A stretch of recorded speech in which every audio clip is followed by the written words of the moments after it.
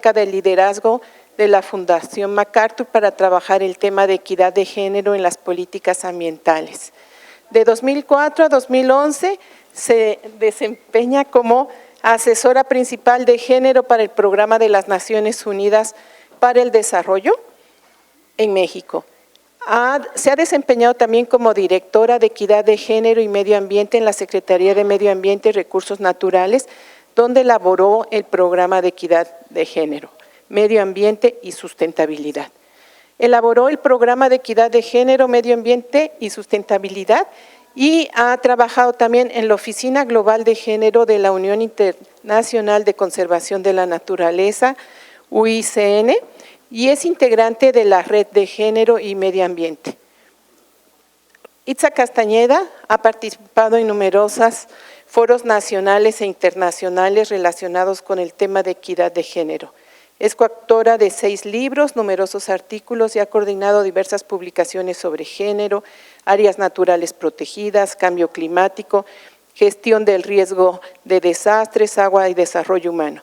También ha sido docente, consultora y directora de proyectos sobre género y desarrollo, igualdad de género, no violencia contra las mujeres y armonización legislativa. Para nosotros es un privilegio contar con la presencia de Itza Castañeda, viene llegando de Perú, de la Conferencia de Cambio Climático, ha sido una de las protagonistas de la visión global de lo que debe de ser género y medio ambiente, y creo que nos permite compartir esta visión y esta perspectiva de que la equidad de género tiene que ser tomada en cuenta. Y agradezco mucho, Itza, el honor que nos haces de acompañarnos. Muchas gracias. Muchas gracias, Rocío. Muy buenos días a todas y a todos. Muchas gracias por las 2 presentaciones anteriores. La verdad es que, ¿dónde está la colega de Colombia? Excelente, además me allanaste el camino en muchos temas. Yo voy a hablar un poco más sobre cambio climático, biodiversidad y un intento al final de poder plantear esta idea de políticas género responsivas. Pero quiero empezar diciendo a qué nos estamos refiriendo con políticas género responsivas. El día de ayer, el secretario de Medio Ambiente planteó la nueva política agroecológica. Yo no estuve aquí, pero mi primer pregunta sería, ¿es género responsiva? ¿Qué quiere decir esto? Que a la vez que contribuya a la agroecología, en paralelo contribuya a cerrar las brechas de género. Eso es una política género responsiva. No podemos estar haciendo políticas que le agreguemos género, que le incluyamos género, que le incorporemos género. Género debe ser un eje estructurante de las políticas públicas. Y le hemos llamado género responsivo, la verdad es que el nombre viene del inglés, tal vez podemos hacer un premio si encontramos una mejor palabra para el español, pero la idea es que las políticas públicas todas, incluyendo por supuesto esta política del tema de este encuentro de la agroecología, responda y contribuya a cerrar las desigualdades. Yo voy a hablar un poco también de cómo esta crisis climática que ya ha sido planteada y la pérdida de la biodiversidad hechas con enfoque de género o analizadas con enfoque de género son crisis, y ya lo planteó la ponente anterior, que se afectan entre sí y deben abordarse en conjunto. No es que hoy vamos a hablar de cambio climático y mañana de biodiversidad y pasado mañana de género. Eso no sirve, ya se comprobó. Tenemos que abordarlo de manera conjunta. Los fenómenos, los impactos que estamos viviendo, no es que se sumen, no es que ahora venimos a sumarle al problema lo que ya teníamos, el cambio climático, no. Se conjugan y se conjugan en una ecuación compleja bastante compleja, que es la que tenemos que aprender. Tenemos que aprender estas nuevas fórmulas, que además no son una fórmula, son varias fórmulas dependiendo de los contextos, de las culturas, etcétera. Pero además impactan de forma diferenciada a mujeres y hombres. Cuando hablamos de cambio climático, biodiversidad y género, tenemos una idea muy ruralizada de los problemas. Pero tenemos que recordar que hay mujeres rurales, urbanas, de zonas costeras, que es la parte olvidada, indígenas y no indígenas, y hay desplazados y hay migrantes climáticos en incremento en nuestro país y en nuestra región de América Latina. Entonces, todo este conjunto, esta nueva ecuación, está remodelando, como lo hemos visto también en las ponencias anteriores, y me imagino a lo largo del Congreso, profundamente las comunidades, los ecosistemas y la biosfera. Hay una remodelación, los agronegocios, sembrado de la palma africana, el quitar la milpa, hay una remodelación, diría yo, del espacio, pero no solo del espacio, sino de la cultura, de las relaciones también. Y por supuesto están exacerbadas por el modelo de desarrollo imperante. Es extractivista y punto. Es un modelo extractivista no solo de minerales, se extraen nuestras maderas, se extraen nuestros peces. Saben, yo me quedé asustada ayer cuando vi la cifra de la pesca ilegal en América Latina. Casi el 40% de lo que se pesca está vinculado con la pesca ilegal. Y en América Latina el consumo promedio de pescado es 9% de la dieta, y a nivel mundial es 20%. Es decir, que no estamos comiendo los alimentos del mar. ¿Y a dónde se va esa pesca ilegal? ¿Y qué implica esa pesca ilegal? Al igual que la minería ilegal, hay tráfico humano en la pesca ilegal en nuestra región, se están traficando niños, niñas, prostitución forzada y un montón de agravantes que tiene la pesquería. Tenemos que, en términos de soberanía alimentaria, de seguridad alimentaria, ver hacia el mar también. Por supuesto, este sistema aumenta las desigualdades, la violencia, la migración. Hoy en día, yo trabajo para la Unión Internacional para la Conservación de la Naturaleza, que es esta institución que lleva la lista roja de las especies en peligro de extinción, y hay entre 150 y 200 especies que desaparecen por día. Por día, es decir, hoy ya desaparecieron entre 150 y 200 especies. Que no les damos importancia porque no es el rinoceronte blanco, pero sí es el mosquito, sí es la abeja, sí es la hormiga.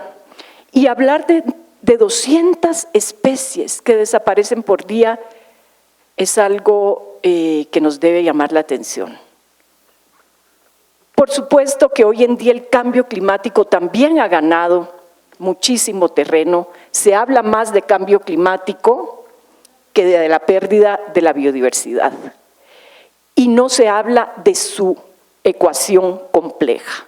Y esa es la idea. Podemos hablar de cambio climático, sí, pero hablemoslo en la ecuación compleja. Ya esto se planteó también, esto tiene un telón de fondo, nos está dando en blanco, son asuntos del desarrollo, pero son un tema de derechos humanos. Se están violentando los derechos humanos con esta crisis civilizatoria que estamos viviendo. Y aquí nos preguntamos, por supuesto, ¿importan las desigualdades económicas, sociales, políticas y ambientales? América Latina es de las regiones más desiguales del mundo. ¿Se ha hecho combate a la pobreza? Sí, La pobreza en algunos países ha disminuido, pero la desigualdad ha crecido. ¿Qué quiere decir esto? Que los más ricos tienen más y que la brecha entre los que tienen y no tienen se ha acrecentado. Entonces, en esta ecuación compleja que yo planteo al inicio, también tenemos que hablar de pobreza y a la par de desigualdad. Y yo diría de desigualdades, y aquí entra la desigualdad de género. También tenemos que tener este lente más fino. No podemos seguir hablando de la desigualdad sin hablar de desigualdades de género, intergeneracionales, étnicas, etarias, y entonces sí tendremos un lente más fino, un microscopio que nos permita abordar la realidad. Las mujeres en México, cuando hablamos, sí, y las mujeres, ¿de qué mujeres? ¿De las rurales, de las urbanas, de las indígenas, de las afrodescendientes, de las costeras, de las ricas, de las pobres? ¿De qué mujeres? Las mujeres no somos un grupo homogéneo tampoco. No, no lo somos. Y ahí tenemos que tener políticas género responsivas tomando esta diversidad. Hombres y mujeres, yo no estoy diciendo que los hombres también. Y por supuesto, el tema de migración, que yo voy a hacer énfasis un poco más adelante, se ha diversificado y se ha complejizado con la pérdida de la biodiversidad y con los efectos negativos del cambio climático. Tenemos que traer a la mesa enfoques teóricos, conceptuales, metodológicos, que nos ayudan a entender esta complejidad. Y el primero es el enfoque de género. Género no es lo mismo que sexo. El enfoque de género, yo les digo a mis colegas biólogos y biólogas, es como que nos pongamos un lente más fino en el microscopio. ¿Y qué va a pasar? Vamos a ver cosas que no veíamos antes. Cambiamos el lente y empezamos a ver. ¿Y saben qué? Una vez que una empieza a ver las cosas más finas, ya no puede dejar de verlas, porque entendió y aprendió a usar el microscopio de otra forma. Ve células, ve núcleos, y eso es el enfoque de género. Pero el enfoque de género no es sinónimo de mujeres. Es un enfoque, es una categoría que viene de las ciencias sociales relacional, es decir, nos plantea las mujeres y los hombres. Pero ya dije, las mujeres, ¿cuáles? Los hombres, ¿cuáles? Y analiza estas relaciones que finalmente son relaciones de poder. ¿Qué pasa? Que las brechas entre mujeres y hombres en casi todos los ámbitos siguen siendo grandes en detrimento hacia las mujeres. Y por ello se habla más de las mujeres cuando hacemos análisis de género. Tenemos que hablar de derechos humanos y de interseccionalidad. El enfoque interseccional es esto, decir, sí, son mujeres, sí, pero son mayas, son totonacas, son adultas mayores, son niñas o son afrodescendientes. ¿De quiénes? Urbanas, rurales, lo que ya dije. Y el enfoque de territorio, no podemos seguir viendo de manera aislada. La población se mueve y hay que tener un enfoque de territorio para entender esta complejidad que nos está presentando el cambio climático y la pérdida de la biodiversidad. Y por supuesto esto nos va a llevar a plantear estrategias o medidas o políticas de mitigación, a valorar las distintas capacidades de adaptación que tienen los grupos humanos. No todos los grupos humanos tenemos la misma capacidad de adaptación. No todos tenemos las mismas vulnerabilidades. Tampoco es que las mujeres sean más vulnerables. Por favor, esa idea quitémonosla. No hay grupos más vulnerables. Hay grupos que viven en condiciones de mayor vulnerabilidad, como la pobreza, como la exclusión. Y esas son las condiciones que se deben cambiar. La vulnerabilidad, no nacemos vulnerables las mujeres. Se hacen vulnerables por la desigualdad y por la exclusión. Y la resiliencia, también término bastante cuestionado últimamente, pero que todavía nos sirve. Entonces, las preguntas que nos hacemos, bueno, esto está realmente complejo, ¿cómo lo vamos a abordar? Si ya sabemos que mujeres y hombres no son iguales, que las mujeres tampoco son iguales, este es un mapa que ilustra lo que yo estoy diciendo, y es un mapa que hizo el PNUD para México, donde indica que el 53% de las mujeres habita en entidades con un nivel de desarrollo alto y muy alto de acuerdo al índice de desarrollo humano del PNUD. Pero el 46.4%, digamos más o menos la mitad, viven en condiciones de desarrollo medio y bajo. Aquí nos está diciendo, las mujeres en México son un grupo heterogéneo. Y por ello es que las políticas tienen que estar informadas con base estadística. La mala noticia es que no tenemos información desagregada por sexo para los temas que estamos abordando el día de hoy. Ya se habló de esto también, yo ya no voy a profundizar, pero el cambio climático y la pérdida de la biodiversidad, por supuesto, tienen impacto en los derechos humanos básicos, como es el agua y el saneamiento, la alimentación, la salud, la educación, la vivienda y la movilidad humana. Y, digamos, cuando hablamos de la perspectiva de género en conservación de la biodiversidad, no es únicamente en la agricultura, es en el pastoreo, es en la pesca. Y hombres y mujeres con esta categoría de relación manejamos la biodiversidad de forma diferenciada. Ya nos lo explicaron también, y eso que estemos de forma diferenciada, yo le iba a preguntar al doctor Bartra, me encantó que además la milpa la pone en femenino, pero la diversidad de la milpa es manejada por hombres y por mujeres de manera distinta. Las mujeres son las que están en la calabaza, en los quelites, generalmente, y los hombres son los que están en el maíz y en el frijol. ¿Cuál tiene mayor valor de cambio? Entonces, también, ¿y por qué? Porque los hombres en este país son generalmente los dueños de la tierra, mayoritariamente. Entonces, qué linda es la milpa, pero los beneficios de la milpa nos llegan igual a todos, hombres y mujeres. ¿Trabajamos igual? ¿Hay un salario para las mujeres que trabajan en la milpa? ¿Se comercializa los productos que hombres y mujeres cultivan de manera igual? ¿Hay una distribución de las ganancias igualitaria? Esto nos lo debemos de preguntar también en la milpa y ver las horas que trabajan unos, las horas que trabajan las otras, el uso, etcétera. Pero también mujeres y hombres poseen distinto conocimiento de la biodiversidad.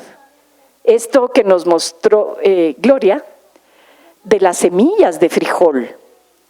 Y eso tiene un valor, y un valor que ni siquiera se puede contabilizar, porque no sería ese el objetivo, contabilizarlo. Y las responsabilidades también. Dentro de lo que se ha documentado en los informes del año pasado, del vínculo de inseguridad alimentaria y cambio climático, es que sí se tiene documentado que ya está teniendo, no es que solo tendrá, un impacto severo en la producción agrícola y ganadera en varias regiones. Yo vengo llegando de Chile y de Perú, la sequía este año es la peor que han tenido. Nosotros estamos teniendo regímenes de lluvia este año, ya se dijo también, bastante irregulares, escasez, y eso está teniendo ya un impacto tremendo en la crisis alimentaria. A nivel global, esta crisis alimentaria impacta más a las mujeres y a los hombres. Y el reporte sobre alimentación del año pasado de la FAO dice que este impacto es diferenciado y que América Latina se encuentra el mayor impacto de la crisis alimentaria en mujeres. Yo siempre uso un ejemplo que me dio una amiga y me dice, cuando hay un pollo, ¿cómo se distribuye en la familia? ¿A quién le dan la pechuga? ¿A quién le dan el muslo y las piernas? ¿Y quién se come las patitas? ¿Quién? Y el guacal. Y dice, y además decimos, ay, sí me las como porque me encantan. Y las uñitas son riquísimas. Desde ahí estamos viendo también que esta crisis alimentaria está condicionada por asuntos culturales y normalizada. Además, sí, las mujeres no tienen que hacer tanto esfuerzo físico. Vieran que la lactancia requiere, y entonces también se ha documentado mayor desnutrición en mujeres en etapa reproductiva, y por supuesto esto tiene impacto en el desarrollo de los niños, porque la calidad de la leche materna disminuye su calidad también con menor alimentación. Entonces es una escalada de crisis alimentaria que pasa por el cuerpo de las mujeres. O sea, esta crisis se corporaliza también en las mujeres. A nivel global, 29 millones de personas con inseguridad alimentaria aguda y con inseguridad alimentaria grave. En América Latina se registró 10.6% en Centroamérica y en Sudamérica 8.3%. Y la moderada, que es ya algo que no sé cuáles sean los criterios de moderada, al 20.9% de los centroamericanos y al 22.3% de los sudamericanos. Pero esto está acompañado de algo que también no se habla, y es el desperdicio. Y voy a hablar del desperdicio y no del consumo, vinculado a cambio climático. Nosotros sabemos que nuestra región, estos son datos de América Latina, alberga al 9% de la población mundial. Digamos, América Latina no es la región más poblada del planeta, pero desperdicia el 20% de la producción de alimentos, América Latina. El 20% es una cifra muy alta. Desde la precosecha hasta la etapa del venta a menudeo. Causas: cosechar en un momento inadecuado, malas condiciones climáticas o variables, prácticas erróneas en la cosecha y el manejo, y desafíos en la comercialización de los productos. Yo quiero enfatizar, porque me pidieron que hablara de cambio climático, de estas malas condiciones o variabilidad climático. ¿Por qué? Porque si los escenarios no son alentadores, entonces este 20% de desperdicio de alimentos en la región puede incrementar. ¿Y qué deja de huellas ambientales este desperdicio? Este desperdicio deja huella de carbono, deja huella de agua y huella en la tierra. ¿Por qué? La huella de carbono hace referencia, como dice aquí, al total de gases de efecto invernadero que se emiten a lo largo del ciclo de vida de los alimentos, de la producción de alimentos. ¿Y qué es lo que tenemos? América Latina y el Caribe contribuye con el 16% de la huella de carbono a nivel mundial, vinculada con huella de carbono, producto de las pérdidas y desperdicio de alimentos. La huella de agua es para mí de lo más severo. Estamos ya el 80% de nuestro territorio con crisis hídrica, con estrés hídrico. Hay muchísimas regiones y esto está incrementando. Entonces, el total de agua dulce que se utiliza para producir y suministrar alimentos hasta el consumidor final es a lo que se le llama huella de carbono. Y en América Latina, esta huella de carbono es el 5% a nivel mundial. Y la huella de la Tierra, esto es muy interesante con lo que planteaba también Gloria. ¿Qué está pasando con los agronegocios? Entonces se compran tierras baratas, se despoja la población, hay un cambio de uso del suelo a un uso no sustentable y hay una superficie de la tierra que era utilizada para producir alimentos, para producir monocultivo. O sea, es una ecuación perversa, no tiene otro nombre, porque además después a quienes reclaman esas tierras los matan.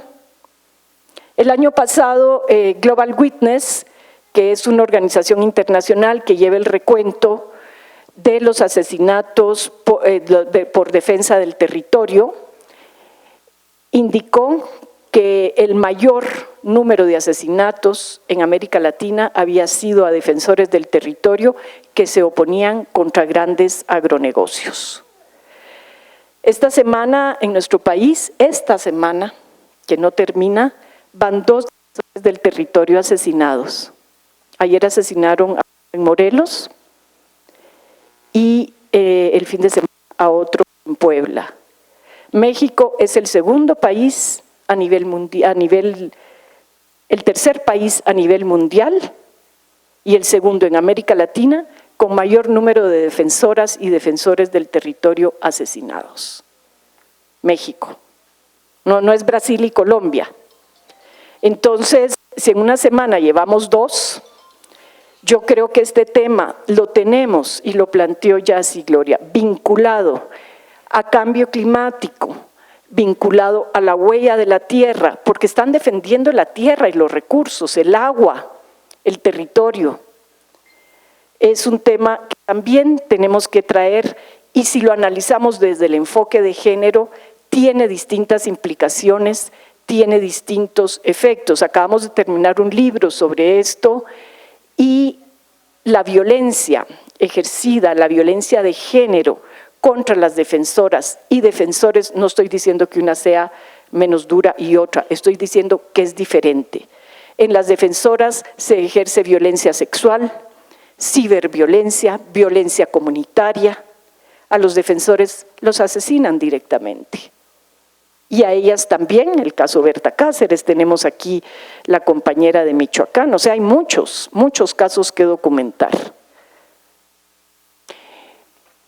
Pero hay, respecto al desperdicio, porque me fui un poquito por los defensores en la filmina anterior, algunas buenas prácticas. Yo no conozco si en México tenemos, y aquí tal vez ustedes que están más vinculados con este tema, alguna buena práctica para prevenir y reducir pérdidas de desperdicios de alimentos. ¿Alguien conoce alguna política en México? Quizás entonces el nuevo Plan Nacional de Agroecología debiera tener una prevención de desperdicio. Hay de dónde aprender. En Chile hay un comité nacional que se formó, que facilita y coordina estrategias para prevenir el desperdicio de alimentos. En Argentina también desde 2015, y el BID creó una plataforma para promover innovación y mejorar las intervenciones públicas para la prevención y pérdida de desperdicio de alimentos. Entonces, bueno, yo dejo esto como una idea también de que el Plan Nacional de Agroecología pudiera incluir en algún momento esta idea de no desperdicio de alimentos. Voy a pasar al tema de cambio climático y migración. Ya solo tengo 5 minutos. Voy a terminar con este tema y solo decirles que el informe que presentó el año pasado el Observatorio Global de Desplazados Internos dio una cifra que dice que el cambio climático está ocasionando 3 veces más desplazados internos que los conflictos internos. Esto es muy serio, porque además los desplazados climáticos no vienen solos, no se desplazan solo por la sequía. Nosotros hemos recibido en México desplazados climáticos del corredor seco mesoamericano, familias, mujeres, y es una migración, porque hay que diferenciar entre desplazados y migrantes, y es una migración internacional silenciosa. ¿Por qué? Porque no tiene ningún estatus de protección.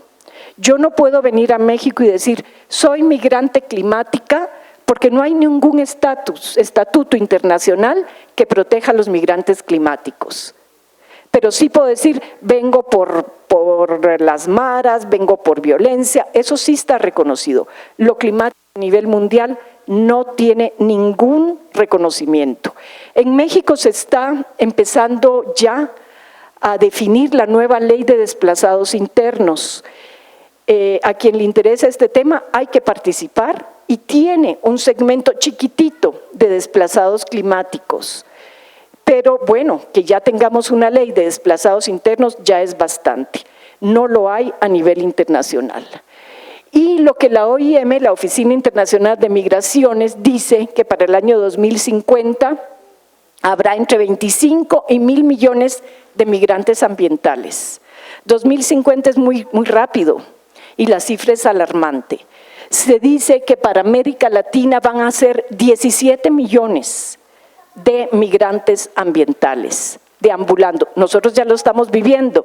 Chile está recibiendo migrantes haitianos. Después de los incendios en la Amazonía, esto va a incrementar. Hay muchísima migración por razones climáticas y la mala noticia es, no se documenta y mucho menos se desagrega por sexo esta información. ¿Cómo migrarán? Por supuesto, desde áreas menos viables, como aquellas que tienen menos disponibilidad de agua, o las que observan incremento del nivel del mar. La gente va a abandonar las zonas más cálidas y bajas y va a avanzar hacia zonas más altas. Esto en Chiapas ya se está dando, se está la gente moviendo hacia las zonas más altas.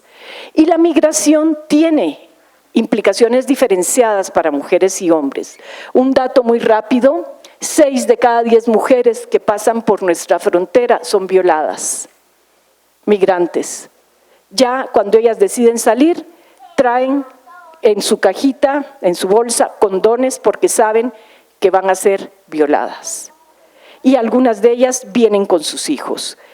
Entonces, esta migración, por las distintas causas, incluyendo la climática, tiene que tener políticas que sean género responsivas también. Este es el corredor seco mesoamericano, no me voy a detener. La verdad es que es una gravedad tremenda la que está viviendo la población de esta región en Centroamérica y mucha de ella está llegando a nuestra frontera. Hay un reporte muy interesante sobre seguridad alimentaria y migración, justamente del corredor seco hacia México, para quien le interese, que indica por qué la gente huye y el impacto que tienen las familias, porque tiene impacto no solo en la gente que sale, sino en las que se quedan, porque a veces la gente tiene que vender su tierra para poder migrar, y entonces ¿dónde cultivan quienes se quedan? Quedan descubiertos incluso de los bienes y de los medios de producción que han sido vendidos para la migración. Yo quiero avanzar porque ya no tengo más que 2 minutos en 2 temas, y es que mucha de la migración se asienta en zonas urbanas. Y por favor pensemos las zonas urbanas de América Latina y de México, no solo como la Ciudad de México o como Bogotá. Muchas de las zonas urbanas de nuestros países están en zonas costeras. Y de nuevo, mirar hacia el mar es necesario. El 81% de la población de América Latina vive en zonas urbanas. En México es el 80%, 79-80%, en zonas urbanas.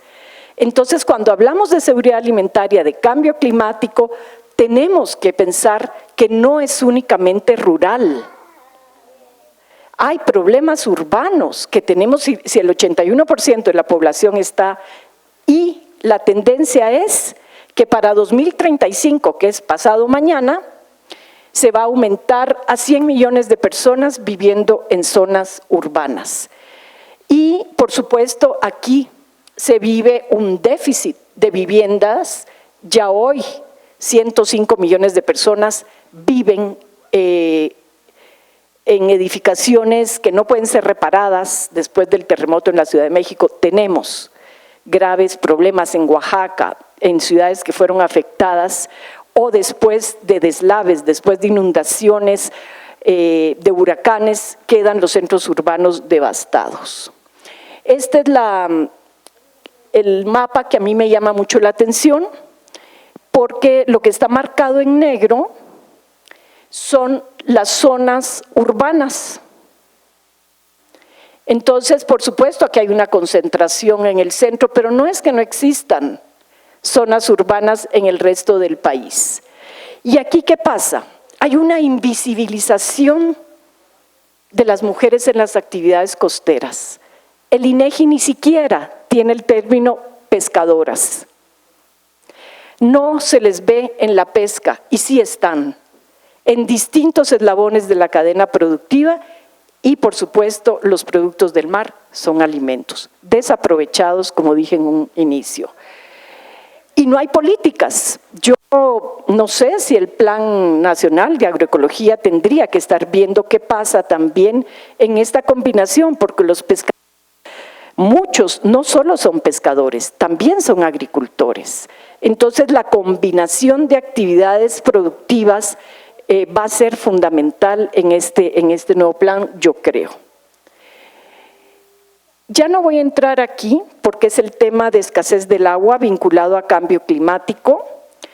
Ya sabemos, esta semana hay un foro en la Ciudad de México que está abordando y se llama Ciudad de México deshidratada o algo así, el foro. Ya la crisis del agua en los centros urbanos no es grave y lo que sigue. El 80% de la población mundial ya sufre serias amenazas de seguridad hídrica. ¿Y qué impactos tiene esto en mujeres, en hombres y en niños? Bueno, pues las mujeres son las responsables de recolectar el agua, 64% de los hogares a nivel mundial, y en México no tengo la cifra, no la recuerdo, pero es altísima. Y con mayor escasez, pues más tiempo en la recolección del agua. ¿Qué impacta eso? Menos tiempo para la educación, menos tiempo para la participación política, menos tiempo, que nadie les paga, porque esta actividad no es pagada. El 12% de los hogares, los niños son responsables y las niñas, y desde ahí la diferenciación, tenían más posibilidades de ser responsables. Cuando empieza el sacrificio de los niños, generalmente se sacrifica primero a las niñas. En un estudio que acabamos de hacer sobre cambio climático en África, las niñas se están casando a los 13 años en lugares de extrema sequía, porque ya no hay agua, porque ya no hay alimentos.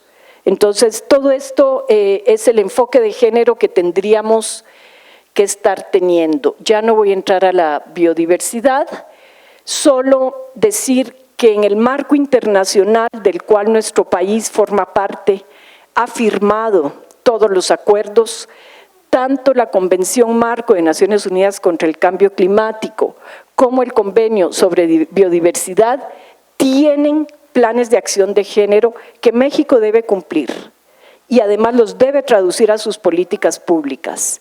Eso firmó ante el mundo. Exijamos lo que lo haga, que el Plan Nacional o Programa Nacional de Agroecología responda a lo que México ha firmado, que responda al Acuerdo de Escazú, que habla de los defensores ambientales del territorio también.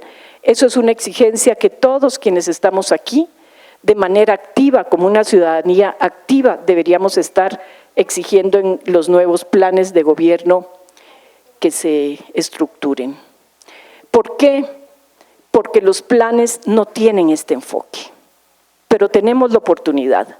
se están definiendo nuevas políticas en nuestro país y tenemos que ser una ciudadanía de alta intensidad. Yo aquí me quedo porque de otra manera no voy a terminar. Y esto no lo hacemos más que cerrando la pinza.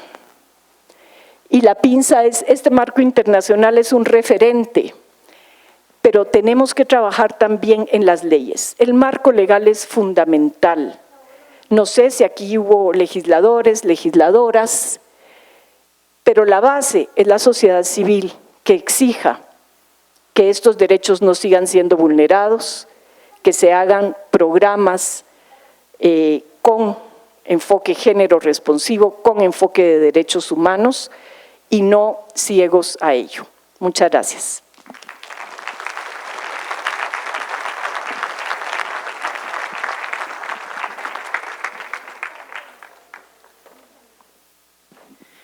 Itza, creo que ha sido muy orientador esta parte. Le pediría a Gloria si nos hace favor de acompañarnos en el presidium.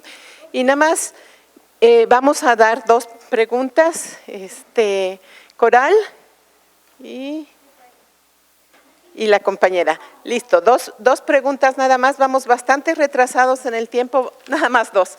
Ahorita podemos platicar con las doctoras. Les recuerdo, tenemos inmediatamente las 3 mesas conversatorio donde vamos a sacar las propuestas en cada una de las mesas de lo que queremos para el movimiento agroecológico mexicano y de lo que queremos para el Plan Nacional de Agroecología.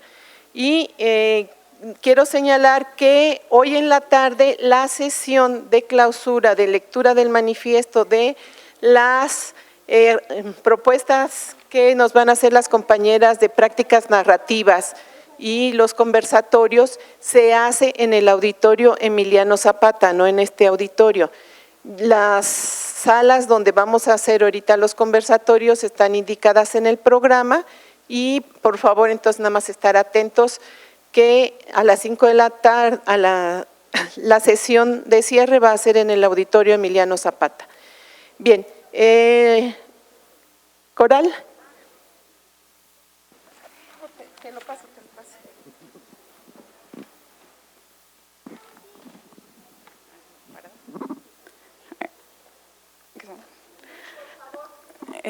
Bueno, buenos días. Que si pueden apagar la luz del proyector porque está deslumbrando a las ponentes.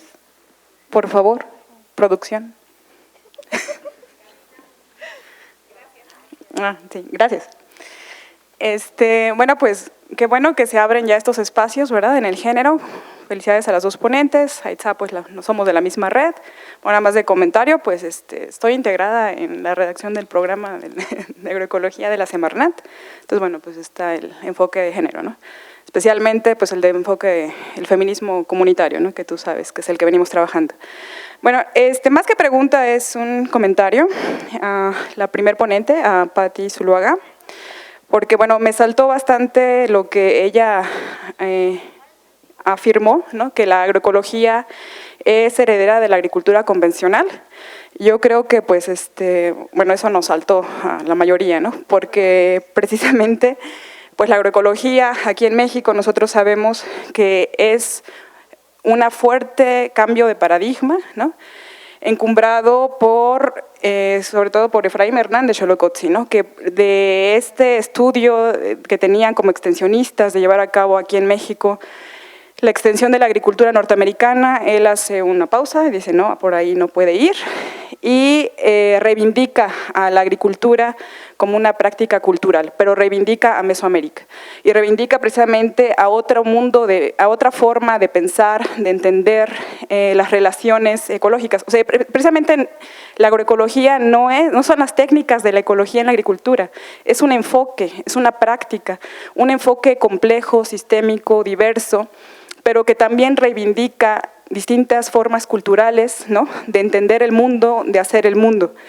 Entonces, bueno, si ahora cuando dice que tenemos que superar, pues yo diría, bueno, ¿quién tiene que superar, no? Porque Mesoamérica, los pueblos originarios que encuentran en agroecología ese espacio de continuidad, de diálogo, ¿no? A otras escalas, incluso con la ciencia, con bueno, esta revolución que se exige en la ciencia de que deje de ser positivista y se vuelva una ciencia compleja de diálogo en el que se diluyan las separaciones entre los diferentes campos.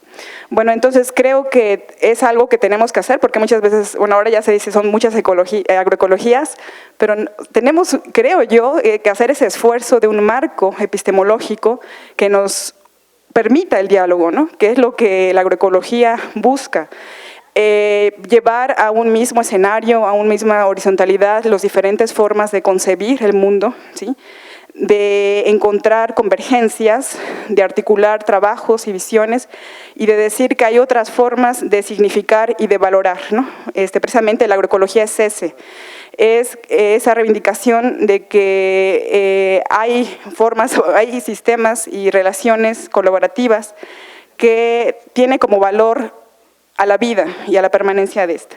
Y también eso nos permite desde el género entender que también los pueblos originarios tenemos diferentes sistemas de género, ¿sí? Diferentes formas de concebir, aún la milpa, ¿no? Cuando habla, o sea, no podemos seguir desde la visión occidental, o sea, una milpa, una sola planta de maíz es un ser hermafrodita, ¿no? O sea, es varón cuando nace, es mujer cuando saca la flor, cuando genera, ¿no? O sea, es Chicomecoatl, la que llena el grano, ¿no? Y esas formas diferentes de los temas de género pues nos permitirán posicionar o posicionarnos en mejores condiciones a hombres y a mujeres de diferentes pueblos. Ese era mi comentario.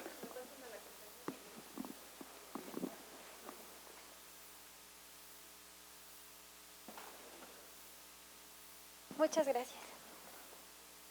Hola, mi nombre es Betsy Yanis Ramírez Guzmán. Soy recién egresada de aquí de Chapingo, de la Ingeniería en Recursos Naturales Renovables, y actualmente trabajo para la Asociación Nacional de Empresas Comercializadoras de Productores del Campo, ANEC. Bueno, mi pregunta está un poquito encaminada a ambas las admiro muchísimo. Y bueno, mi pregunta va encaminada a que veo que hay bastantes movimientos que más bien se dedican como a deconstruir esta idea patriarcal que tenemos. Me gustaría poder tener más acercamiento y poder llevar estos movimientos que son tan importantes hacia las organizaciones, que también tienen esta espinita. Ayer platicábamos en el taller que hay personas que no piden permiso y la señora decía que era de Oaxaca, que realmente le avisó a su esposo, aun cuando su esposo no quería dejar venirla, porque ella quiere aprender de la agroecología y ella ya está inmiscuida en la agroecología. Y realmente eso es la agroecología, una red de comunidad. ¿Cómo llevar esa deconstrucción patriarcal hacia los movimientos de las organizaciones? Y esa sería mi pregunta hacia ustedes. Y total admiración.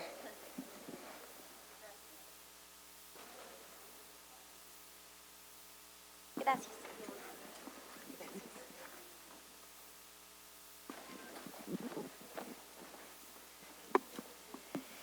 Bueno, mira, con relación a la primera intervención, yo creo que hay una agroecología que hacen las comunidades, claro que sí, pero como digamos, y que lo han hecho milenariamente.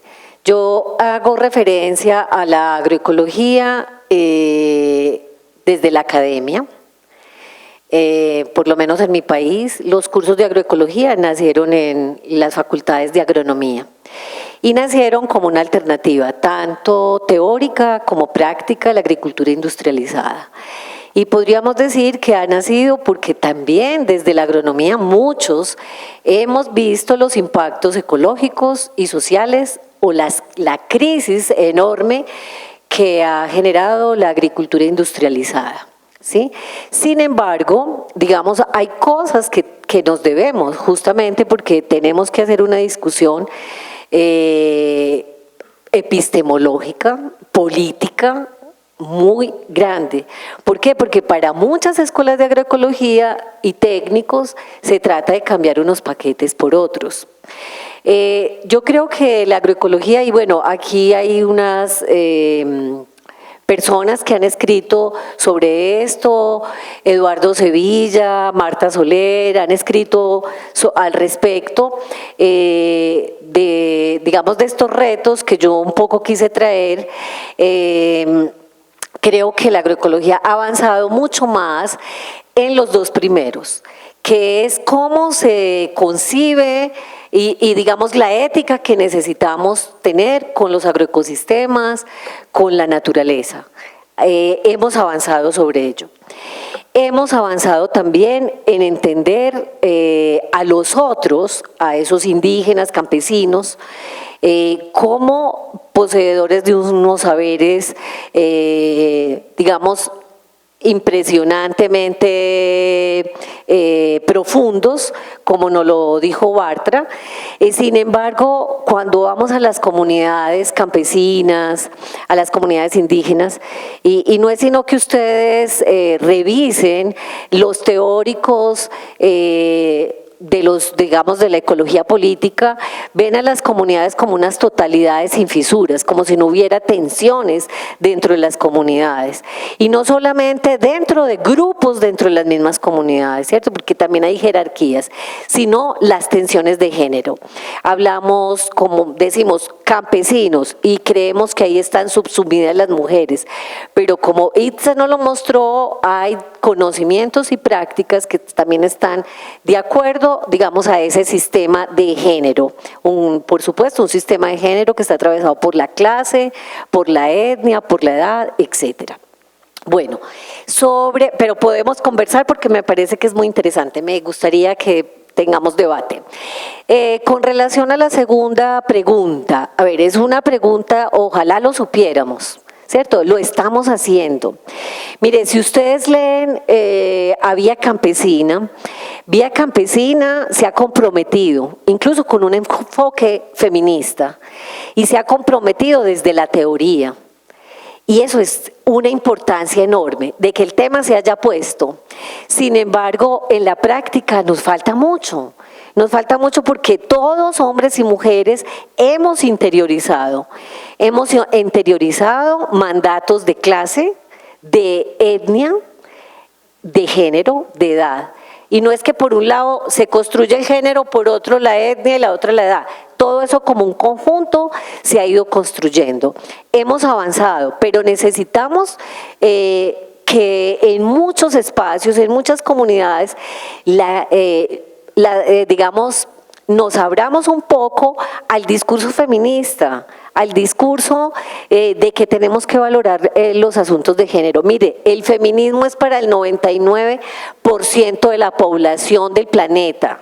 El feminismo no está hablando de cosas de mujeres, de ciertos estratos. Si nosotros vemos lo que está pasando hoy en el mundo, de cómo el 1% se adueñó del mundo, vamos a entender que lo que está diciendo el feminismo le sirve a la humanidad como un todo.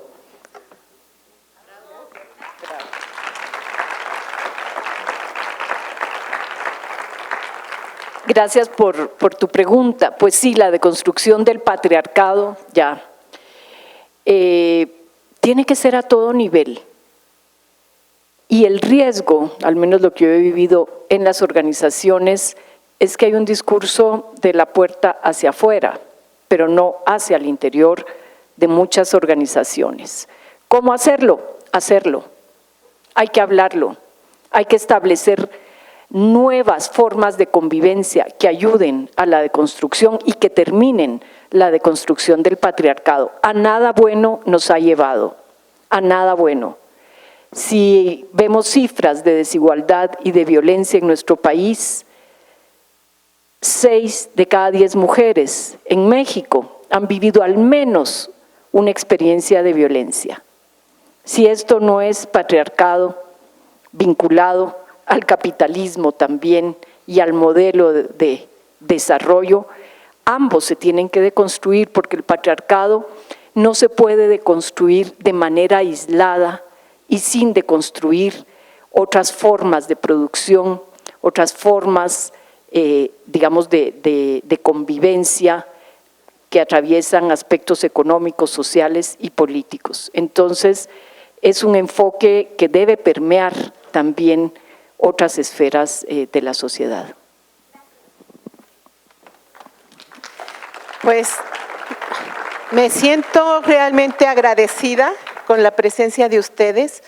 Creo que este encuentro no podría haber sido posible sin la presencia de ustedes y quiero agradecer ahorita a todos los compañeros del Comité Organizador Nacional, compañeros que han estado presentes en las discusiones de cómo armábamos este encuentro.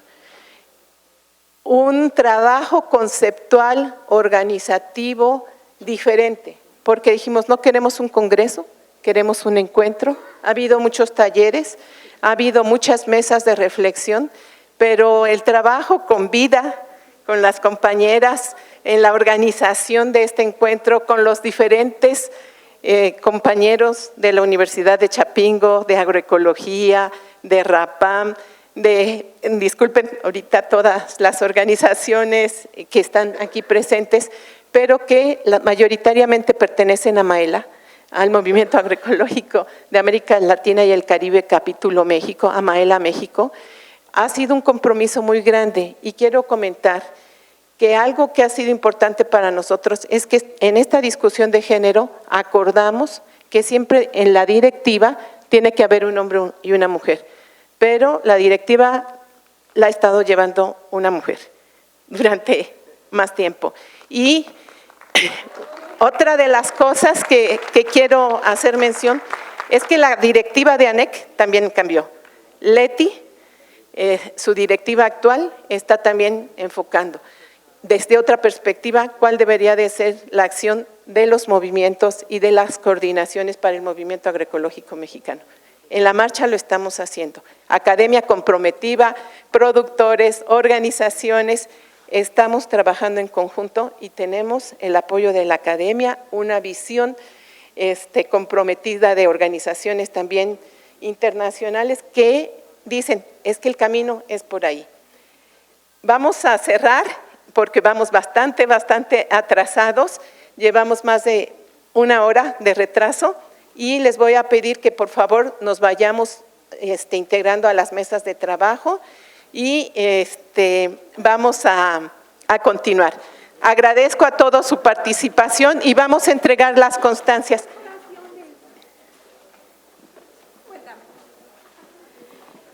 La doctora Isa preguntó que si en México había políticas para reducir el consumo. Sí las hay, es los bancos de alimentos, pero sobre todo debemos de impulsar el consumo responsable, por un lado. Y en la pregunta de la compañera, que cómo cambiar la política, hacer acciones, empezar por el discurso. Entonces, gracias a las organizadores y los organizadores de este evento. Gracias. Gracias. Bien, entregamos las constancias de participación a la maestra Elsa Castañeda y a la doctora Gloria Zuluaga por parte de la universidad. Gracias. Ya.